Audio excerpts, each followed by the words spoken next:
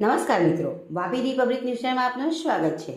શ્રી ખાટુ શ્યામ પ્રચાર મંડળ દ્વારા તારીખ 28 ડિસેમ્બર 2025ના દિને નામદા રોડ સ્થિત રામદેવ મંદિરમાં શ્રી શ્યામ નિત્યજોત પાઠ તેમજ ભજન સંધ્યાનું આયોજન કરવામાં આવ્યું છે।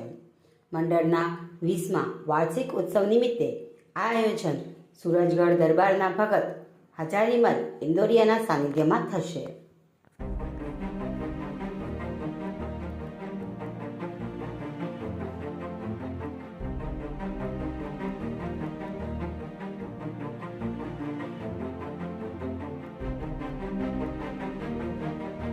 श्याम पालीराम सैनी श्री खाटू श्याम प्रचार मंडल के द्वारा श्री 20वां वार्षिक उत्सव 27 तारीख को बाबा रामदेव मंदिर और 27 और 28 को बाबा रामदेव मंदिर प्रांगण में मनाया जाएगा। 27 तारीख को सिद्धनाथ महादेव मंदिर से सूरजगढ़ के निशान और सिगड़ी यात्रा का आयोजन किया जाएगा।